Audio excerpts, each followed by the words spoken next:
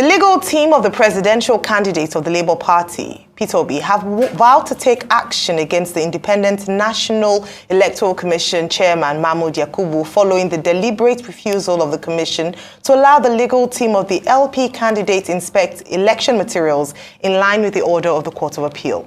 The court in the ruling last Wednesday refused to grant a request by INEC seeking to vary the order of the court granting access to Mr. Peter Obi as well as the People's Democratic Party counterpart, Atiku Abubakar, to inspect the bimodal voter accreditation system BVAS and other election materials.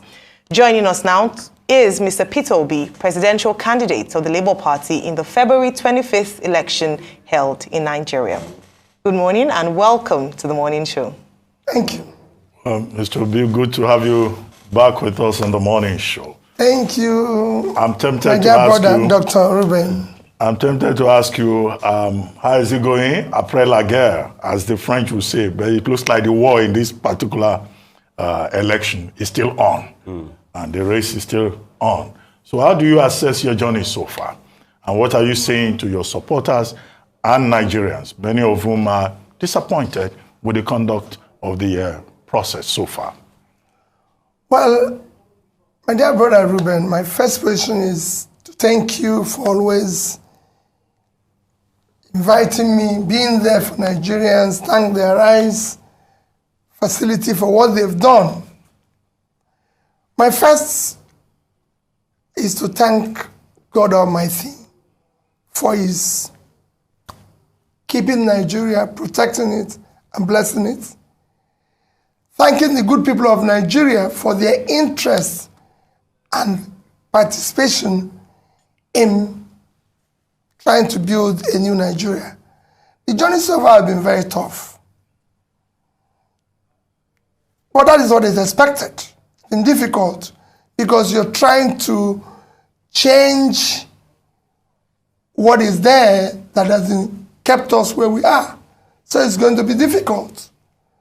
But if you look at the last election, as you know, it's probably the worst election considering in this particular republic, considering the 2022 electoral law, which was meant to improve our overall election process, and the continued and consistent promises of the chairman of INEC that this is going to be the best thing that has ever happened to Nigeria and everything.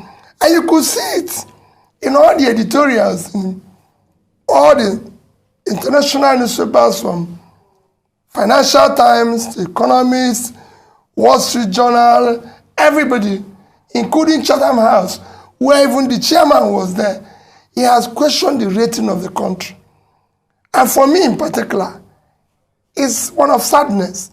63 years after Nigerian independence, we can't conduct simple election. Talk less of any other, just election. Despite all the promises. And it's not as if we're too big or too this. The world's biggest democracy, India today, have about 900 registered voters. In their last election, 67% participated, over 600 million, which if you look at our 24 million, that's 25 times our size. Yet the infractions were less than 5%. In our own, opposite is the case. However, my appeal to Nigerians is to remain, to my obedient family, to Nigerians is to remain calm, remain prayerful, for our country, Nigeria. We have no other country except this one. And we will go through all legal, peaceful means to bring a new Nigeria, where everybody will be happy and proud to say, I'm a Nigerian. All right, I'm glad you talk about to remain prayerful and to remain calm. And the reason I say this is that some prominent Nigerians, church leaders, traditional rulers, and high net worth stakeholders are saying that though there are several infractions, the outcome of the election is the way God wants it, and it should be allowed. So on one hand, you are saying remain prayerful and calm, but we'll still go to court. Others are saying for the peace of Nigeria, remain prayerful, calm, and accept this as God's will. What do you have to say to that? Well, I'm very respectful to prominent Nigerians, especially church leaders, traditional rulers, and all that. And I remain very respectful to them. And I think they should be respected for what they represent in our society. But I disagree with them. What they're actually preaching is the problem of Nigeria. The problem of Nigeria is accepting wrongdoing, accepting what is unacceptable. That is using God's name in vain. That's not what God said. God said, do not use my name in vain. So what they're saying is not God's wish. It is not God's plan for Nigeria. So why don't we accept that the 133 million Nigerians who are poor is God's wish? Why don't we accept that 95 million Nigerians living in absolute poverty is God's wish? It is God's wish that you don't have electricity. It is God's wish that our children are kidnapped. It is God's wish that we have collapsed primary health care, leading us to be the country with the highest infant mortality. It is everything happening is God's way. Not so what God says. No. God's wish is when you do the right thing. And in the end, it is not. This election was predicated and planned. And we have clear laws about the conduct of the election. If it was followed, if these results were uploaded from the booth, polling units, like they said, to the server and everything, we won't be here, we won't be talking about it.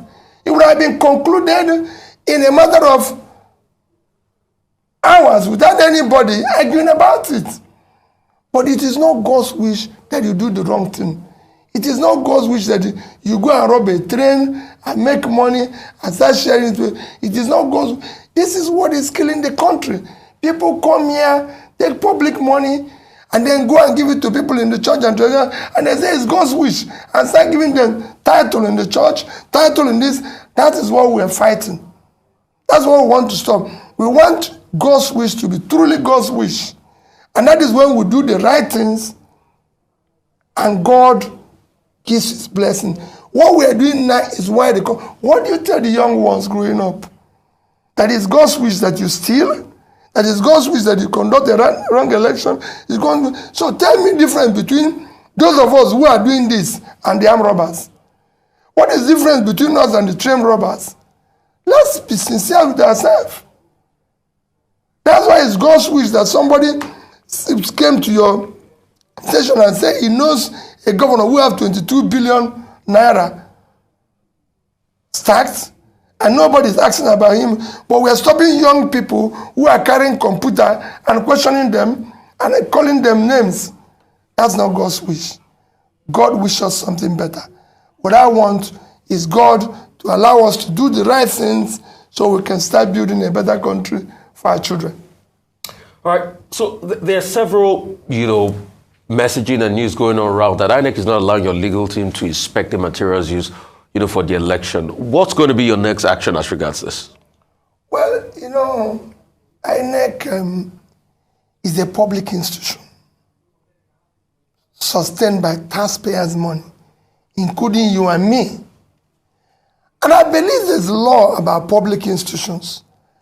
If there's anything, they should be open because they conducted an election. Is that everywhere?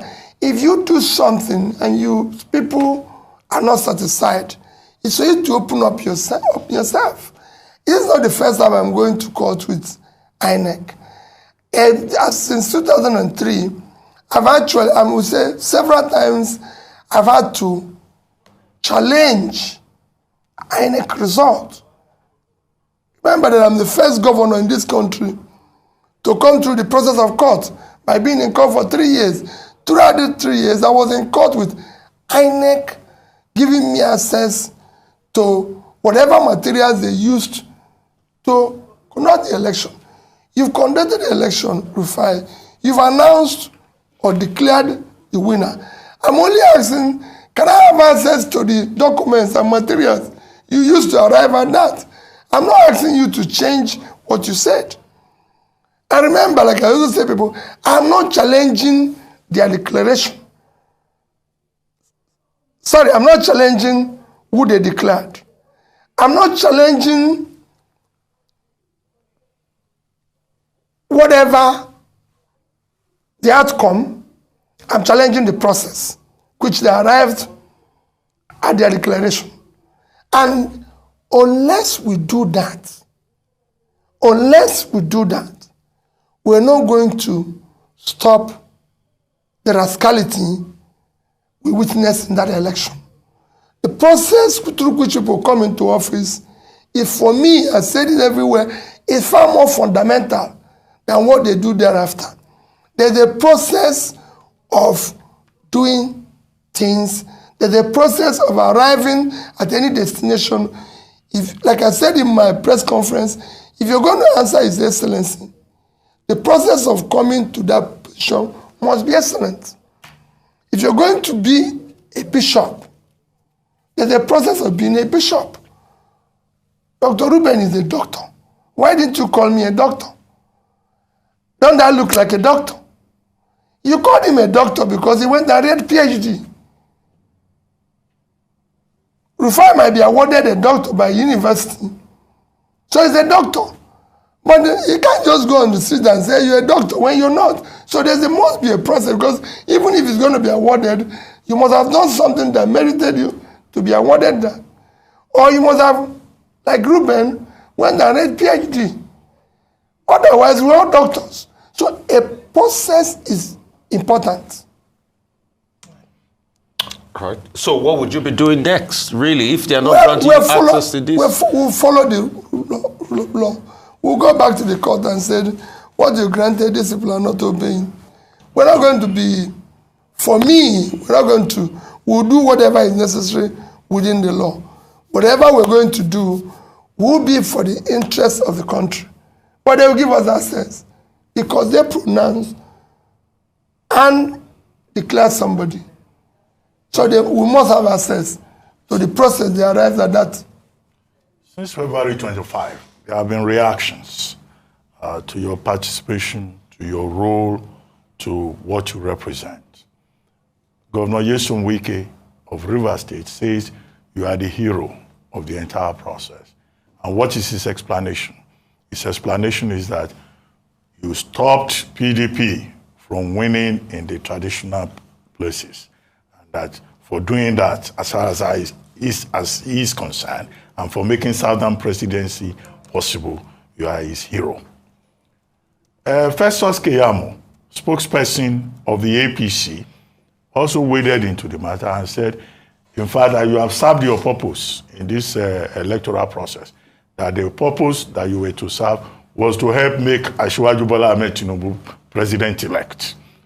That's his own reading of it. He says, because without you stopping the PDP in their traditional states, Bola Tinubu will not have emerged as president-elect. Number three, Reno Omokri, who is a spokesperson for the People's Democratic Party, says, well, APC may have rigged, but that Mr. Peter Obi was the perfect rigger in that election, and that you rigged in the Southeast, that he is surprised that a candidate will be reporting 97% of the votes from certain states of the Federation. Of course, Atiku Abubakar, presidential candidate of the PDP himself, had admitted that your leaving the PDP hurt his chances in that election. What do you say to these general comments on your presidential race? Well, Ruben, my first reaction generally is that I contested the election. I wasn't contesting it to help anybody to win. And I continue to say that even the declared winner did not win. You might have been declared by whatever means, but you've not won the election. Ruben, to win is to win the people. Democracy is government of the people, by the people, for the people. That means if you must win the people. But if you don't win the people, you've not won. And I can tell you, the last election, the declared person did not win. However, that is what we're challenging. The rascality is what we're challenging. On the various comments, let me use the issue of Reno or mockery. Ordinarily, I won't comment on anything because I only comment on or reply fellow presidential candidates, not their spokesperson, because they're not contesting. But since something that I have never participated or been part of was mentioned, I need to reply it. Ruben, I have never, and I will never, ask anybody to add one vote for me that doesn't rightfully belong to me. I've never paid anybody to rig election for me. Go all over Nigeria and ask anybody in INEC, the so-called EOs, resident commissioners, everybody, whether any of them have met Peter Obi saying do this. Go and ask police, army, anybody. Never. They are referees. It is their job to do their job. I've never. This show where I got 97% is in Anambra State. Reno Mokri forgot that in 2019, go and check the records, where PDP had the highest vote was in Anambra State. When in 2019, when I was vice presidential candidate to Atiku, our vote in Anambra State was 95 point something, almost 96%. That's where PDP got the highest vote, because I was on that ballot. And they know me. Ruben, I live in Onitsha. If you want to know whether I get 95% in Anambra State, come and go to Anambra State with me. I don't need police. When I come out, you see the reaction of the people. In fact, I'm actually surprised I didn't get 100%. I'm telling you, because I don't know who will be voting against me in Anambra State. In the Southeast, it's a similar situation. People know me. People know what I stand for. People know I've kept to my promises. People know I've kept what I've said.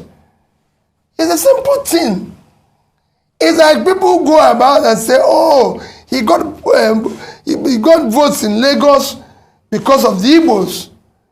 Remember how many Igbos live in Lagos? I got more votes from indigenes in Lagos than those who are, you can call visitors. Are the Igbos in Nasarawa? Are the Igbos in Plateau? Are the Igbos in Abuja? In Rivers, where you know that the governor came out against me, and everything, I said, if the real vote of Rivers were counted, Ruben, I won. I have over 50-something% of the vote. The other two parties were sharing the other. And it was, I won in Asoro. So, will you say it's rigging? Which machinery do I have to rig? I have no councillor, I have no local government chairman, no this thing. I'm not in control of police. I don't even know any DPO. So which machinery will I use to rig? How will you do? They are the ones who I believe in this. What they are doing is what I'm trying to change. So those who say you have satisfied what I came for are part of the people we are trying to change. All right. Okay, so let's talk about the obedience movement, especially post-presidential election. Now, what some of your candidates under the Labour Party umbrella vying for governorship, of the role of governor, is coming under that umbrella of the obedient movement. And some people have said that, say what you may about the presidential elections, something has changed, something has happened, there's a force.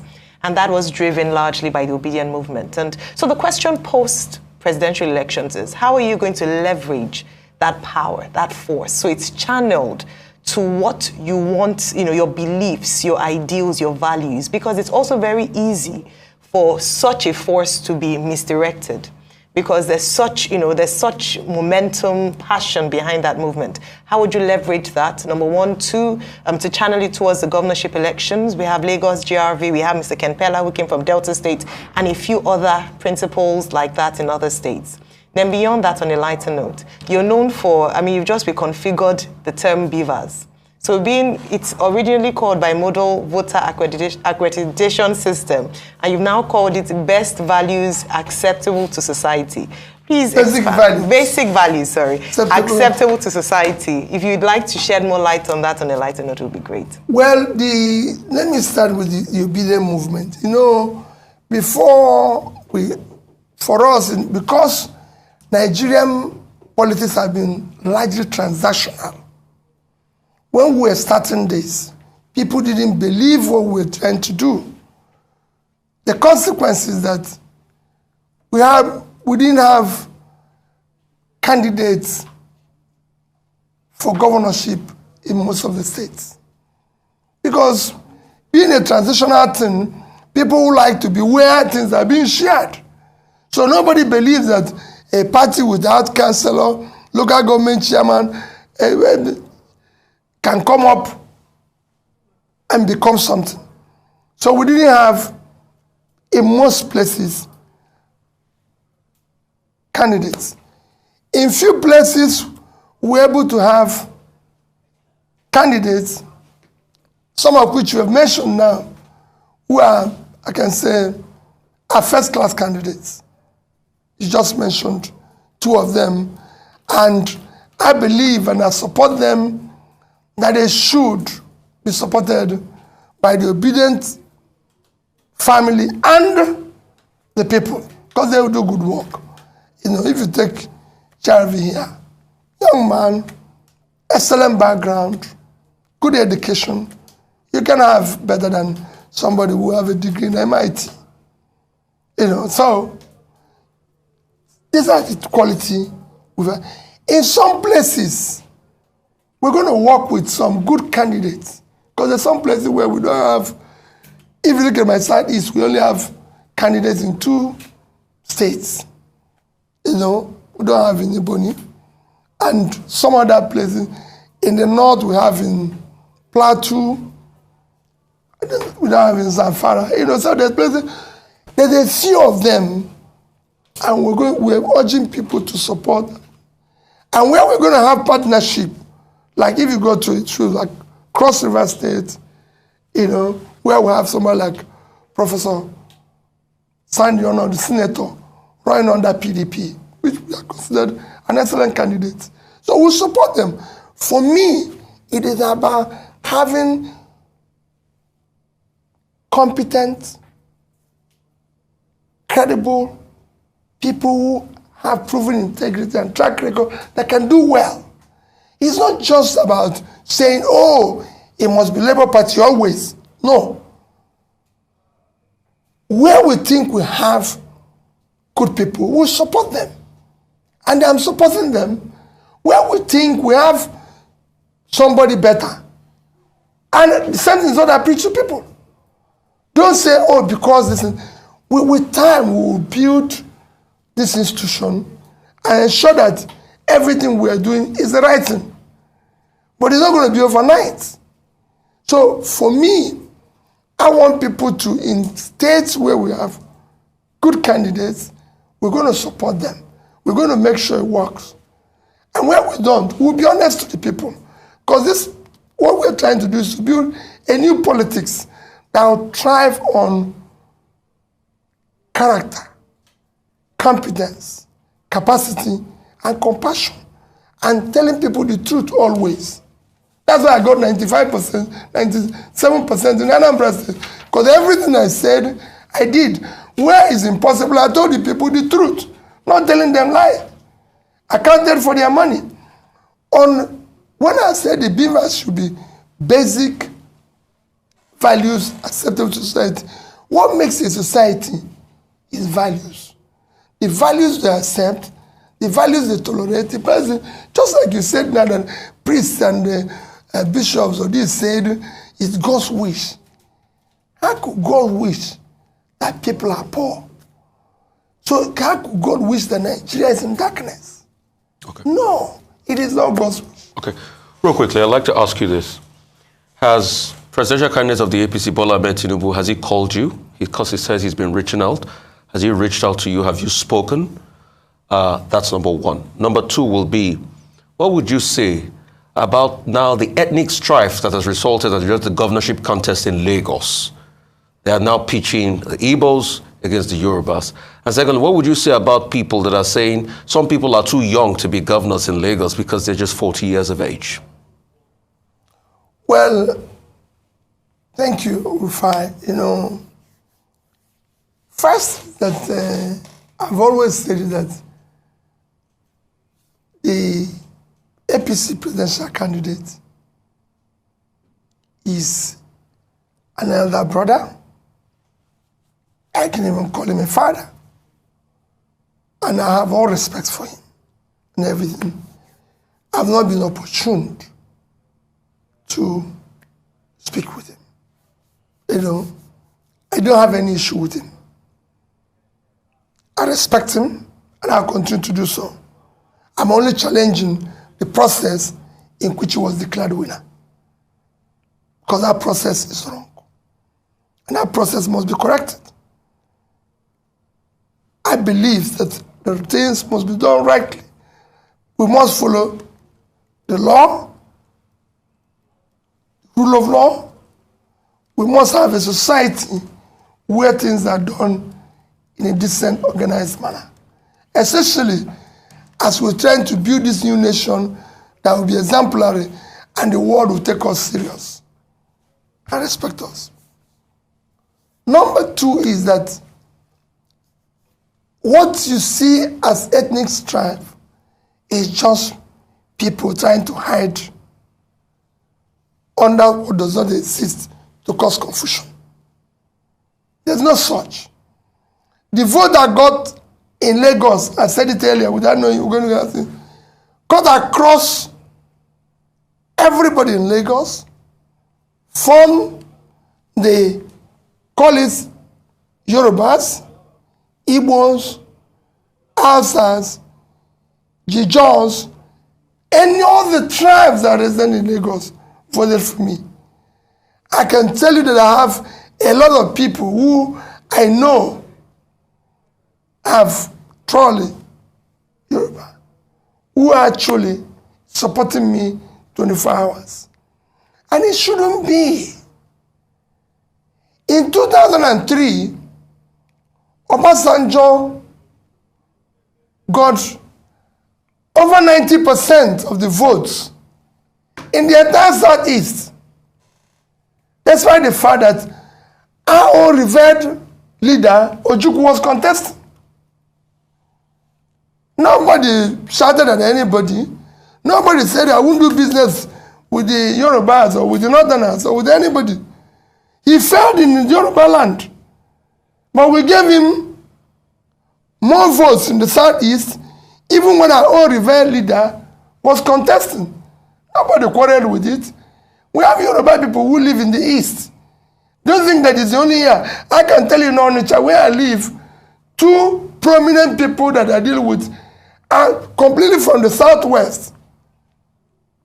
And they were there. Nobody had asked them. There were people doing their business who have democratic right to vote whoever they want.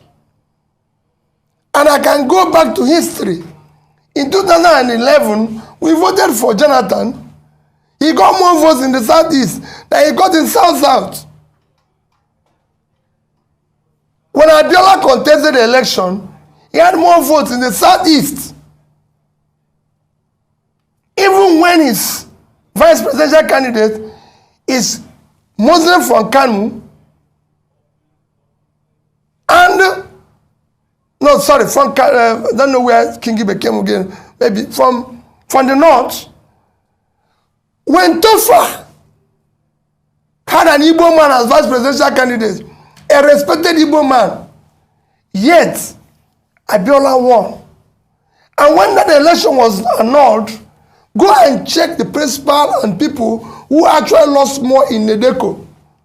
It is the Igbos. We lost more in Nedeco. It is the Raf Obias of this whose business were ruined. Go and check it.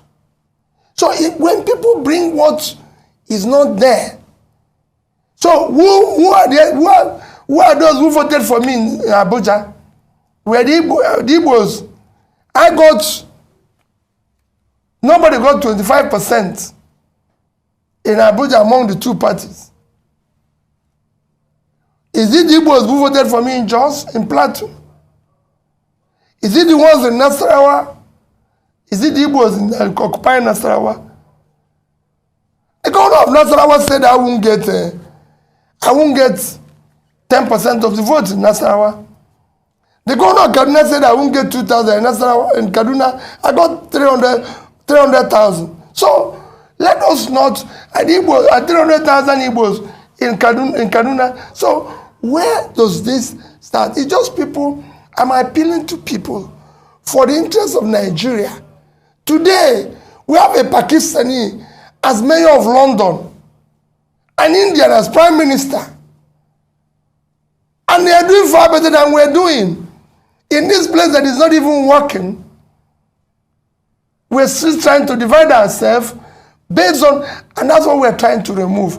It is this rascality, it is this structure we're trying to remove that brings this hatred, which we must remove in this system.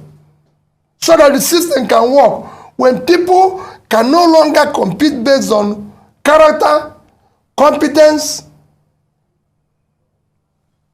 compassion and capacity, they resort to ethnic, religious, and be shouting, oh, Peter campaign on religion, oh, Peter campaign on, but they are the ones doing it. I've never in any way told anybody in any church, in any gathering, vote for me based on this. I've said it, do not vote for Peter to be based because of this part that is from the Southeast. People voted for me. On issue of somebody being young and modern, is laughable. It's actually, we should actually stop people from being old and contest. If I have my way, if we can retire our bishops at 70, retire our professors at 70, Supreme Court at 70, it's time we put age for this our politics so that people can also retire. Because there's a reason why we say at 70, 75, people should go and rest. So let us, is this people that are saying it that are bringing confusion? Age of 40 is age where people are becoming or became president in America, the world's biggest economy, 25 trillion. And you're just 400 billion. And you're talking about age. That is the right age, the right background, right education. Mr. Peter, we've been talking about the presidential election, but your party, despite the criticism that you had no structure, you had no representation in the National Assembly, ended up getting into the National Assembly. 6 seats in the Senate, 34 in the House of Representatives. I would like you to comment on that. And then second, this issue of INEC not allowing you access to inspect election materials. Now, Yusuf Tanko, the spokesperson, chief spokesperson of your party, has now served notice that INEC was duly served a CTC copy of the court order on March 3. INEC was reminded on March 6, and that the only option now available to the Labour Party is to picket to INEC offices nationwide in a peaceful protest, he says. But has it also occurred to the party to seek the option of going back to court to make it clear to court that INEC is guilty of contempt, is contemptuous of the court order? Or the only measure you want to adopt is that of the peaceful street protest to INEC offices? Those two issues. Thank you, Dr. Abati. We will apply both. Because you have a situation where you cannot even imagine. INEC is an institution backed by law. The court have given an order, a ruling. They are not obeying it. Where do we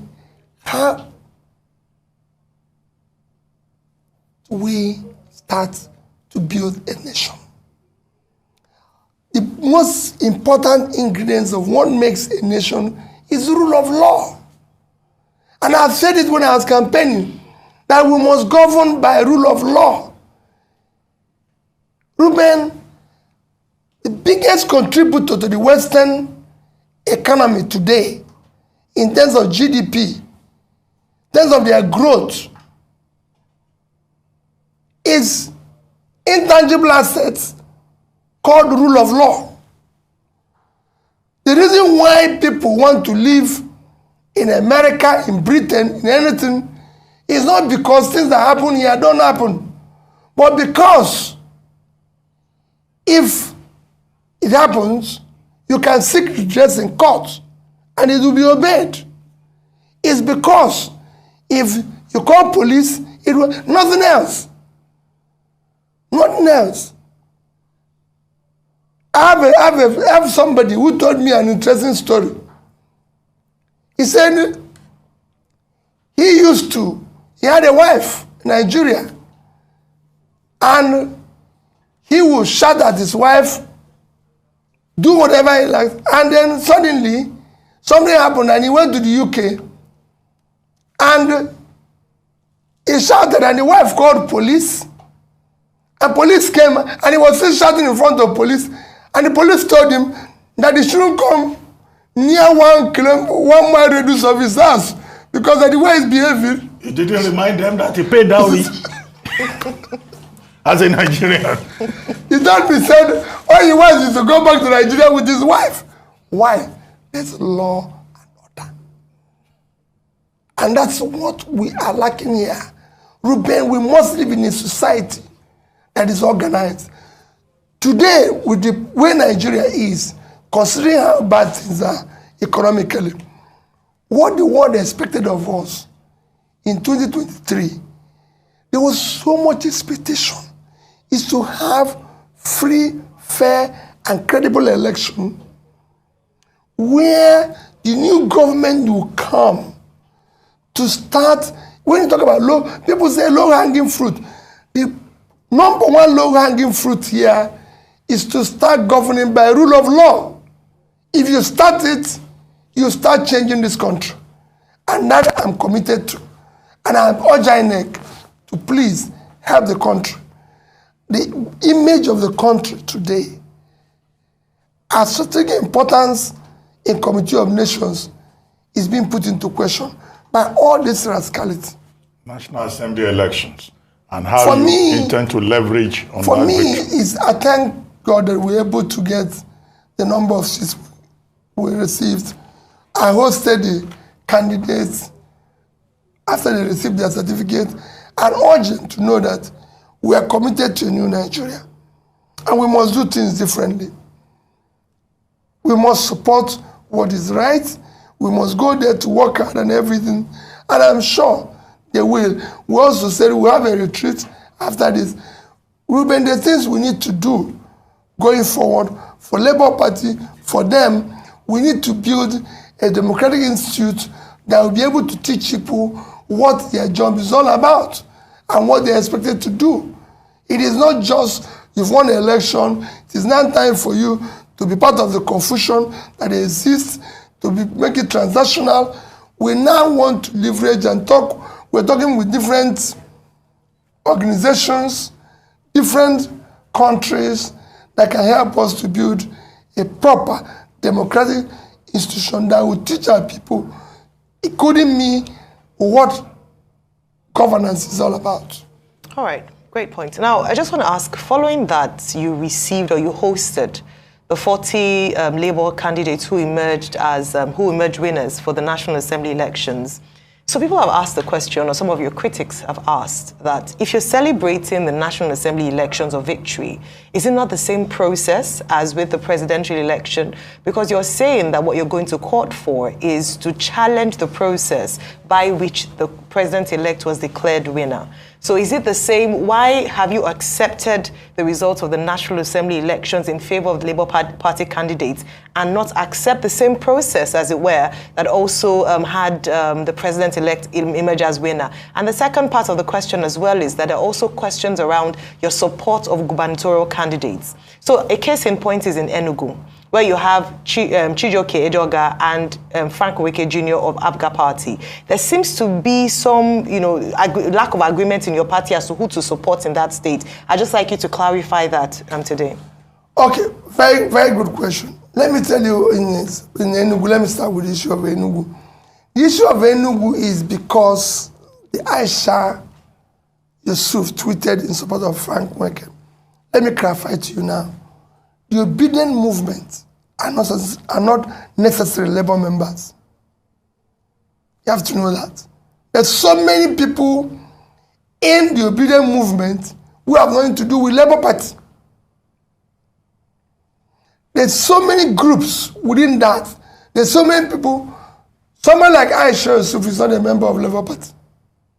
And it says so. And however, we even have what we call the big tent, which is where everybody is gathered. I have people who are supporting me today as a presidential candidate who have nothing to do with Labour Party. People like Atedo Peter Side,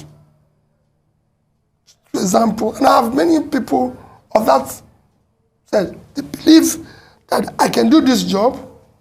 And I'm sure there's so many of them in Arise who are not members of Labour Party, but they believe in what I'm doing. So they have right to also choose who they want to support. Based on what I said, it's a choice. But as a Labour Party, which I'm a member, and again, the party is far more supreme than any individual. I'm just a member of Labour Party. Labour Party have chosen through this process that is verifiable and straightforward, Chijioke Ejoga is our candidate. And that I stand with, because I'm a member of Labour Party. The obedient members of obedient family have their own choices. I can't question them. So that's the difference. So let's do. And then on the second question you asked about issue of whether National Assembly, they're not. Remember, INEC said House of Representative was going from the through to the server. House Rep was going through, but it's only presidential. So by that, they have defined a process. They have accepted a process. Go and read their law. In the other two, they followed that process. In this one, something happened. They gave an excuse. We shouldn't be there. Because they know what they're doing. Okay. So let's come to Lagos. What's your support like for the Labour Party governorship candidate in Lagos? And also, there's been a dichotomy. In fact, at some point, they were saying there was going to be a possibility of the PDP, Labour Party, and a couple of other parties doing a deal in Lagos, but that has not fallen through now. There's also the Jandor factor. Jandor has been saying he's fought, godfatherism with the APC and all of that, that he was thinking, this was the time of the PDP. He's come here to argue a couple of times that most of the votes you got in Lagos were also PDP votes. I mean, what do you say about that dichotomy vis-a-vis your own Labour Party candidate in Lagos? Another question I'd like to ask you is this. In this our country where rule of law has been put on the background, that people don't even obey court judgment again, it might sound like a funny question, but in a case where a court judgment gets in your favor, maybe in the Supreme Court, and it's not obeyed, what happens? Because that's the kind of dichotomy and anarchy we've put on the land. And this your newfound friendship with the PDP. Are you people challenging this together? Have you been talking to Alhaji Atiku Abubakar? What have you people been saying to each other? Because both of your vice presidential candidates had a joint press conference together. Well, let me say this. There's no partnership between Labour Party and the PDP. Both of us are challenging a process that is wrong. That is acceptable. The process is wrong, and we're challenging it because we're all participants. It's like there's several people are involved in a competition, and it goes wrong, and they come together and say, it happened. There's something called challenges all over the world where maybe if you see the abroad where somebody have raped one woman, he went to court, several others who were raped by the same man comes out. They are not acting jointly, but because they have been a victim of the same man. But both of you are saying you won the election. No. Alhaji Atiku Abubakar is saying you won the election. You two are saying you won the election. No problem. That is why we want to check the process. It is not the process that will say who actually rightly received the highest number of rightful votes cast in the said election. Because what is important is who received the highest number of rightful votes cast in the election and who has the spread. So if we do the right things, this is what we are claiming now is because of the confusion that was deliberately created by INEC. If they had done the right things, we won't be here. Nobody will be arguing. Like I said, I have my respect for Atiku. My respect for him remains as long as I live. He's a respected elder brother. You've been speaking to him? Of course. As regards this election? No, not as regards the election, but any other issue. We have always remained close. He's my respected elder brother. On issue of Nigeria, we are two different candidates. I'm committed to a new Nigeria, committed to doing things differently.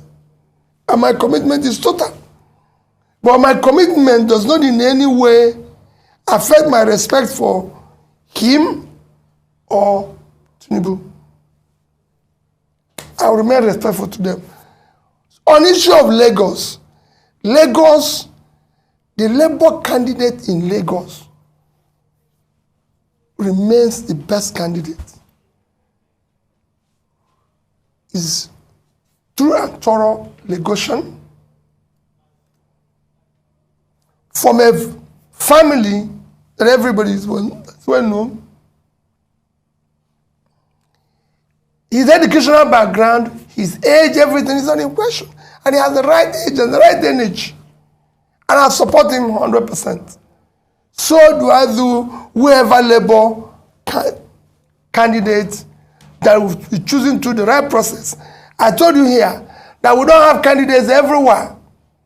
We have maybe 5, 6, or 7 candidates, and I support them. Wherever you see me not supporting our candidate, Labour Party, especially our chairman, must have maybe worked with them in partnership or somehow to be able to achieve what we achieved in the last election. And Labour as an institution is bigger than me. And I respect and take the ratings of the chairman. Because we want to build institutions, so it will work. Even if I'm the leader, I believe in the institution, and I must respect the institution. That's some of the rascalities I saw in other parties that makes it not work. Because people think they're bigger than the party. I'm not bigger than Labour Party. Labour Party remains bigger, and also whatever directives. So I assure you, we support GRV, and I can tell you, he's a fantastic candidate.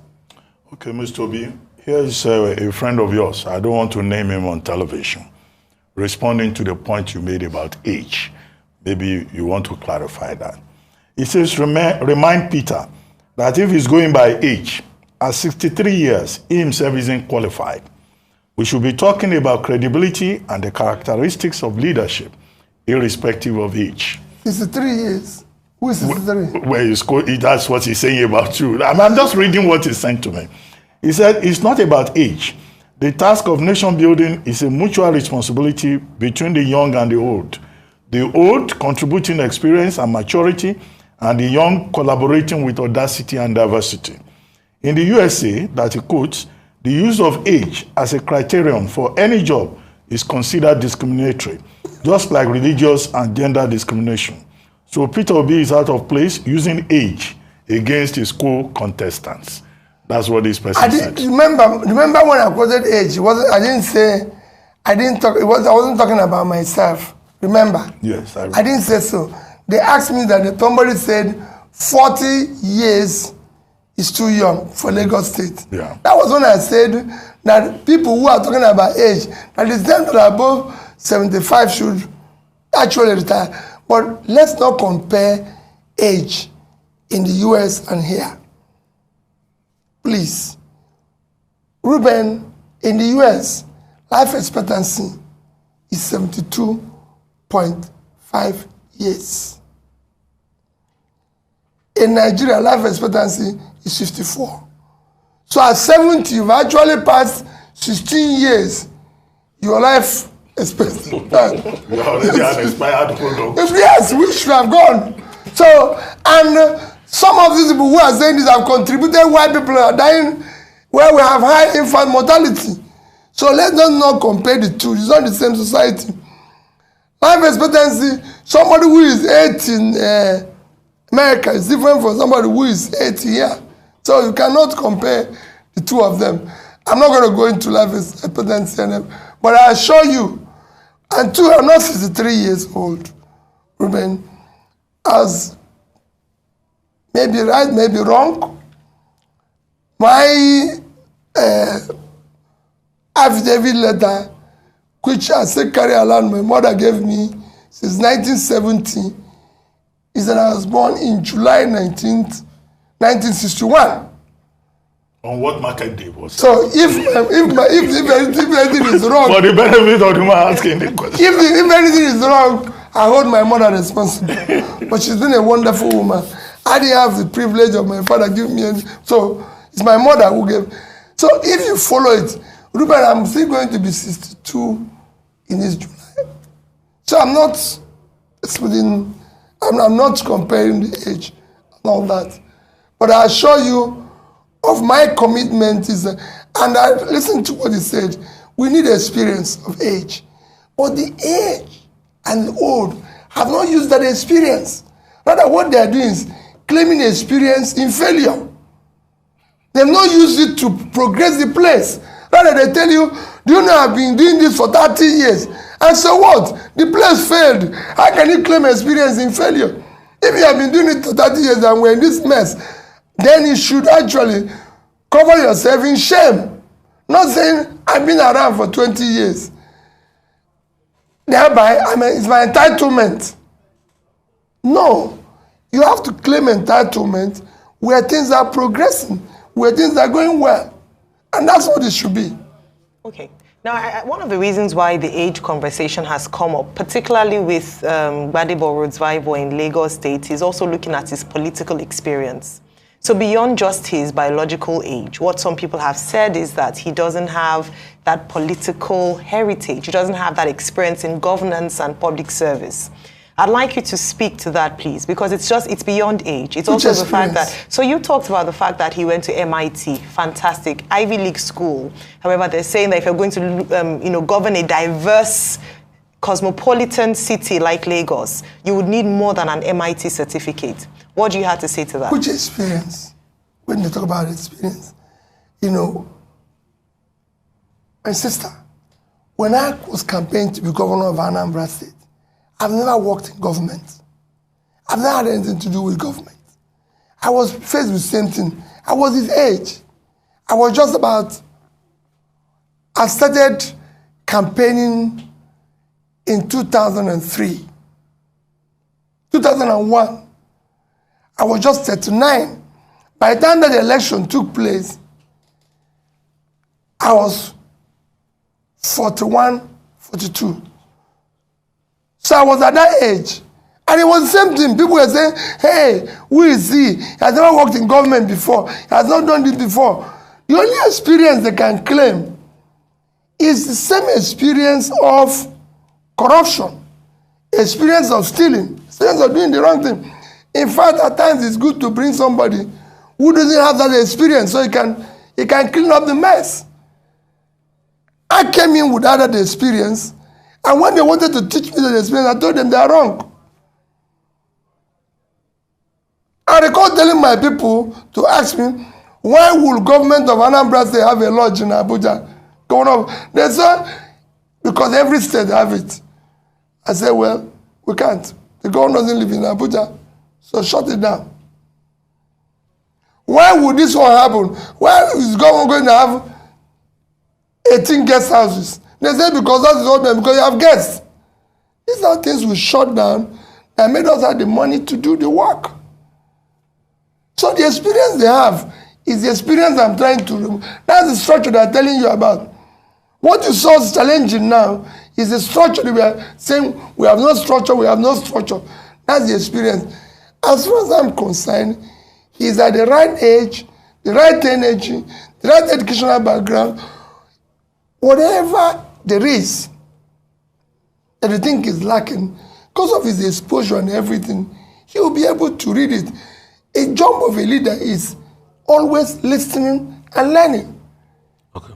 And I did that, and we succeeded.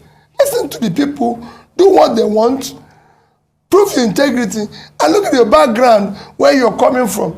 Remember that if you steal, it's going to show in the alumni listen of MIT that you're not a thief. Okay. Okay, real quickly, so just to get it clear, you were born in 1961. That means you're going to be 62 this year. Yeah. Secondly, I'd like to ask, what is now the level of your relationship with Governor Soludo of Anambra State? Because we remember the brouhaha about the letter that was written then. We remember all that transpired. And the fact that the words were, oh, you are not prepared, you are probably going to hinder, you know, the Igbo chance and things like that and all of that. And what's your reaction to people that call you an Igbo presidential candidate? I win only 2 states. Eh? I win only 2 states. You said you win only 2 states. Yes, but you've won more than 2 states today and you're challenging further. So what's your reaction to all the things Governor Soludo said then? And what would you like to say to Governor Soludo now if he's watching with all of this that has happened? First is that Governor Soludo remains, number one, my respected elder brother. Always. He's my governor. So I respect him as my governor. And I always remember in prayers that he governed the state very well. Because at the end of the day, I live in Onitsha. If anything goes wrong, it affects me directly. So I always remember him in my prayers. And I always wish him well. We never had any agreement. His political understanding or his stand does not in any way affect me. We're family. And we remain family.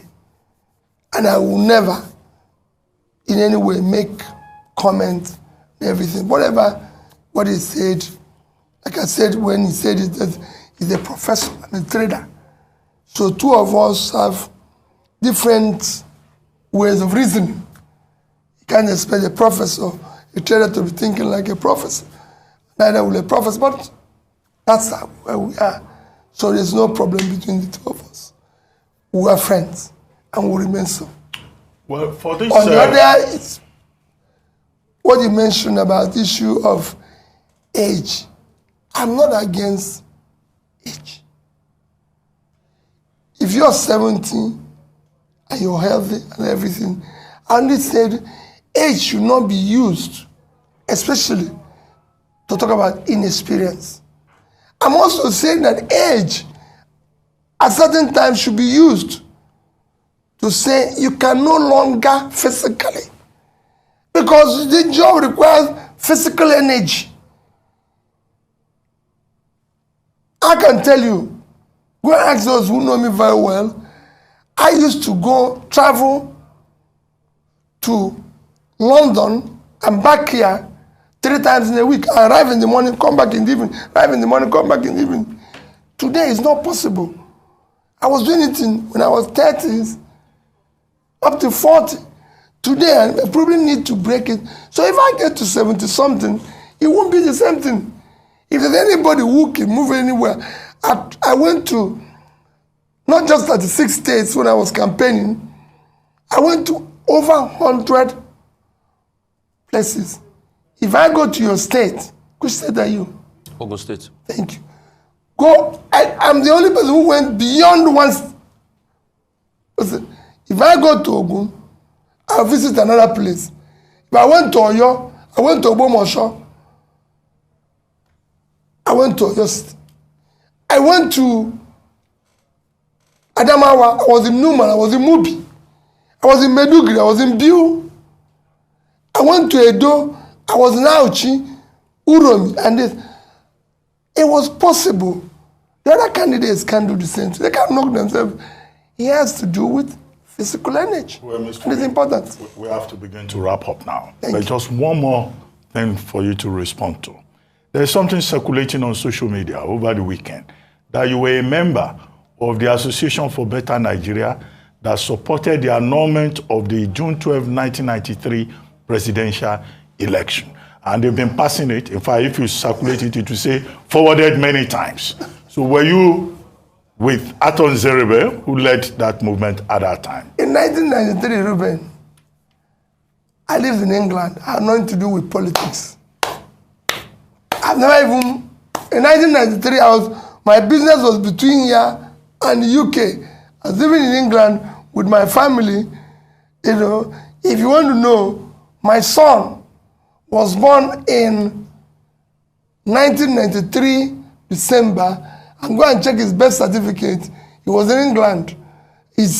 Today, go and check it very well. So my daughter, go and check. There were primary schools in England. They can have little people who are in primary schools in England. And I'm in Nigeria, doing better Nigeria. Well, my wife lives there. So who are they living with? So the people do all sorts of things. I was not involved in politics. Never even voted as at that time. You know, I was actually probably a businessman contributing to building a better Nigeria, involved in supporting Nigerians in different areas. Just like I said, I supported Abiola when he contested because I listened to what he was doing, and I was doing so in my capacity in different ways. And when he failed, they started Ndeko. There's other people who are involved in it, like Raphobia, whom I mentioned, or Leighton and who will tell you they know me and everything. So I don't know what they are talking about. It's not me. Maybe they're just faking. You know, they come with all sorts of lies here. They say, oh, he's doing this. He asked me now about issues of Lagos, and I've said there shouldn't be ethnic tension. People should go out and vote for Badebo. He's the right candidate. Like they go out and vote in other areas, even where I mentioned that if you have competent people in other parties, vote for them. Okay, on that note, we'd like to thank you very much, Mr. Peter Obi, for joining us today on The Morning Show. Thank you very much indeed.